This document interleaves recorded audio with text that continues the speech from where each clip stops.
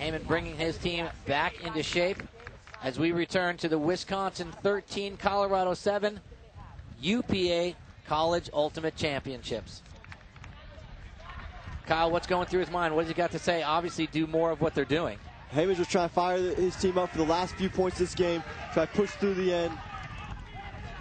Heyman knows as much as anybody that Wisconsin can't let down right now. They can't let their guard down. They can't let Colorado back into this game. They need to just close the door. Colorado came to this tournament with a lot of intensity. They wanted one thing, a trip to the finals, and right now their back is against the wall. So, you put a dangerous creature up against the wall, they are going to fight and claw their way out. So the striking power of Colorado is awesome.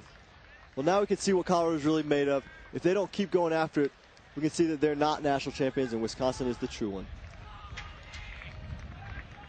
Well, it's been a very intensely played game. The turnover is really making the difference right now, and the fact that when it comes to getting in the end zone, the Hodags spread out the wealth. Everybody's getting a chance to score here. Colorado looking quite dejected right now, and they better fire themselves up, fist pumping and yelling at least. We got to get some war paint on. A little energy out of Colorado would be nice to see here. They're going to need a lot of energy to make up this deficit of 6 goals this late in the game. Wisconsin, certainly their strength is their depth. It doesn't give anyone Colorado. Colorado can't figure out who to match up with because everyone on Wisconsin is a threat. There's no top player for Wisconsin outside of Heyman, of course.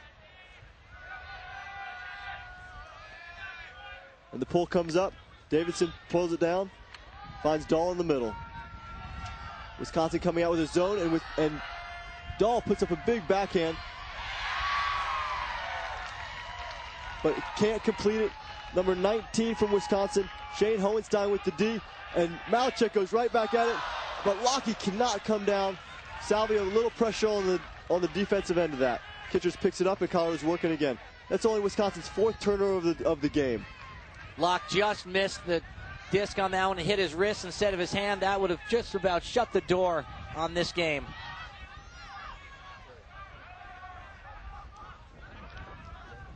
Colorado back to Salvia in the center, and Dahl takes over.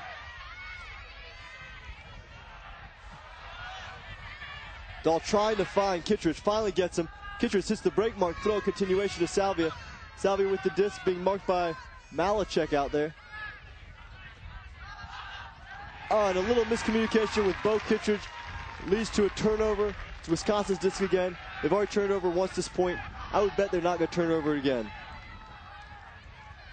And to make sure of this, Malachek's going to call a timeout. Salvia's looking at Kittredge here, wants him to go one way.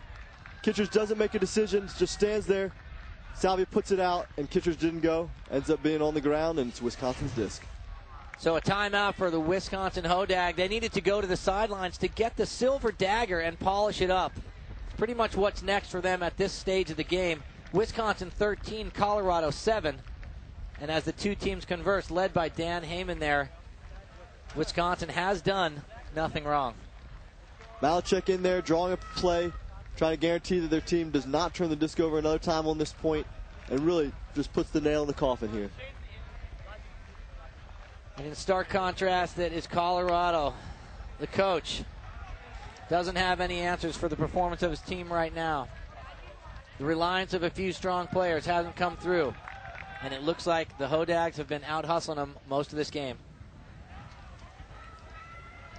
Colorado's really had a lot of trouble. They hung with them until 5-5, and then Wisconsin opened up went on a 4-point run, opened up a huge lead, and Colorado just has not been able to match that level of intensity, that level of play in this game. Colorado looking with their heads down. A lot of guys have been playing a lot of points in this game and feeling very tired. Malachek with the disc now, waiting for the offense and the defense to get set, and then we'll be back at it. Wisconsin has all their guys stacked on one side, leaving a huge lane wide open. And Hohenstein cuts out of that stack on the side, comes back under. There's a turnover, an overthrow by Wisconsin, and Colorado is close as Kittredge takes control. Gives it to Dahl. That turnover gives a little bit of energy to Colorado. They're pushing downfield, and now they're just outside the end zone once again. Now, Kyle, talk about converting turnovers like that. Colorado unable to do it, getting so close so many times, but the D of the Hodags seems to blanket their offensive push. Gives the disc right back to them. Well, there are two sides to a championship team. One side is that defensive intensity, that defensive play. The other side is that conversion of opportunities. If you can do both well, you're not going to let teams in games, and you're going to close them out very fast. And Wisconsin has been doing that all tournament long. We heard Dan Heyman talk about that in the soundbite where he brought up the fact that, you know, his D, the defensive line, is what they rely on this team.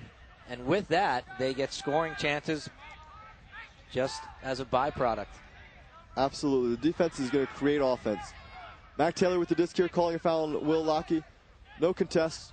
Comes in, stall count of 0. Mac Taylor tries to go around. Lockey gets a piece of it. And Taylor calls a foul again. It's not contested. Once again, the disc is going to come in, stall 0. On the goal line. He's obviously looking for Bo Kittredge right there in the front of the end zone. Kittredge steps out to the side and can't hold the disc. You don't see Kittredge drop many of those. And Malachek picks it up. He's going to go right after him. Malachek with his forehand stinger. Used the backhand that time, but wow, does he have a wicked release on his forehand. He certainly does. Finds Foster. Foster kicks it back out.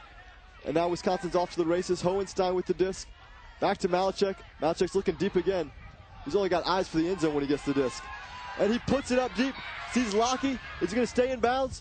It stays in bounds and in the end zone. Lockey with the goal.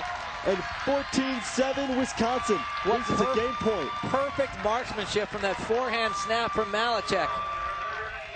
Malachek certainly has the best forehand in the college game. Showing it there, showing it all game. Why he's considered the best thrower in the game right now. Well, we look at this conversion of a turnover. Some of the themes we've been talking about. It's Bo Kittredge who can't hang on, thinking he had an easy score.